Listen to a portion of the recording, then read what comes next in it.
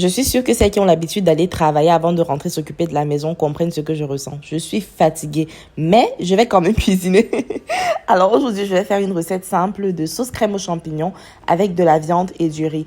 Donc là, je vais prendre mes 2 morceaux de viande. J'ai d'un côté la bosse, de l'autre de la poitrine, voilà, que je vais saler juste avant de mettre au feu. La bosse, je ne la sale pas maintenant, je vais la saler directement dans la sauteuse parce que ça va faire en sorte que le jus de la viande sorte mais reste à l'intérieur. Donc je la sale justement et puis je vais commencer à les faire rissoler dedans. Je retourne et je rajoute encore du sel donc maintenant sur l'autre partie. La poitrine, elle va rester là et je vais mettre un peu de poivre maintenant sur l'ensemble des viandes, retourner et attendre pendant 18 minutes que ça cuise. Voilà. Donc, à l'intérieur également, je vais rajouter un peu d'ail. Et pendant que c'est en train de cuire, je vais commencer à découper déjà mes oignons et mon ail parce que j'en aurai besoin pour faire le riz et la sauce tout à l'heure. Voilà. Donc, avec mon outil, vraiment, ça va très vite. Je vais revenir regarder ma viande. Ça cuit très bien. Mais pour que ça puisse se colorer un peu plus, je vais rajouter un peu de beurre. Voilà. Donc là, maintenant, c'est en train de cuire normalement. Étant donné que moi, je ne suis pas une experte, je vais devoir utiliser un thermomètre pour vérifier que l'intérieur de la viande est également cuit en même temps que l'extérieur. Donc là, je continue de dorer le tout et puis je vais déjà retirer du feu la bosse parce que elle, par contre, étant donné que c'est un morceau qui est fin, ça ne dure pas. La poitrine, elle, maintenant que ça atteint les 65 degrés à l'intérieur, c'est cuit à point. Donc le jus continue de sortir, il y a du jus, il y a du sang, mais c'est cuit à l'intérieur. Voilà.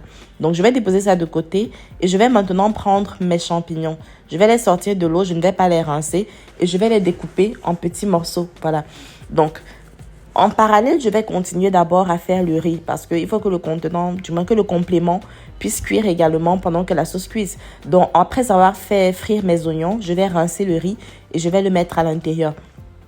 Ma petite astuce maintenant pour faire en sorte que le riz puisse être vraiment grenu, c'est de le faire sauter, le faire frire comme vous l'avez vu comme ça et ensuite rajouter de l'eau chaude. Parce que quand vous rajoutez de l'eau froide, ça casse un peu la cuisson du riz, ça peut faire que ça devienne pâteux. Donc dans la même sauteuse que j'ai utilisée pour faire la viande, je vais maintenant faire revenir mes champignons. Voilà, c'est en train de prendre une bonne couleur, le jus sort et tout. Et je vais maintenant mettre les oignons pour les faire fondre. On en a pour environ 5 minutes. Voilà. Dès que c'est fait, je vais également prendre le vin, du vin blanc, et je vais le rajouter à l'intérieur pour déglacer le tout. Ça fait en sorte que non seulement la sauce prend un bon goût fruité, ne vous inquiétez pas pour l'alcool, ça va complètement s'évaporer. Et je vais rajouter du laurier et un peu de thym. Ça donne vraiment un bon arôme, avec également du poivre. Voilà, du poivre vraiment frais. On va retourner le tout. On va ajouter la crème fraîche maintenant, une crème multi-usage et un peu d'eau pour donner de la consistance à la sauce.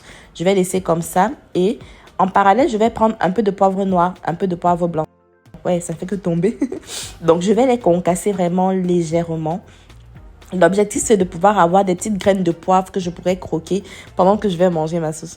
Donc, voilà, le riz, il est prêt. Et la sauce également, je l'ai laissée encore environ 5 minutes. Ça va vraiment vite. Elle est prête également de son côté. On va comment l'huile commence à remonter. Donc, comme toujours, on va faire le ménage parce que de toute façon, je suis fatiguée. Là, si je laisse avec toute la graisse que ce repas a eu à générer, si je laisse pour nettoyer, ce sera la folie. Donc, maintenant que tout est propre, voilà, je peux servir enfin à manger et je dépose. Bon.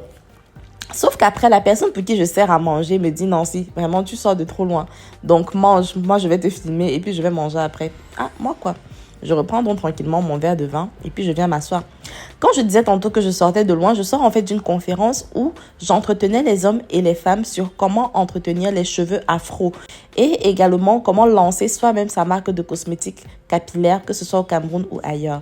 Donc, étant donné que nous avons quand même avec la marque de produits capillaires de Queen une très bonne expérience de près de 5 ans dans l'entretien du cheveu afro, ça a fait en sorte qu'on me prenne comme personne ressource pour cet événement. Donc, j'y suis allée.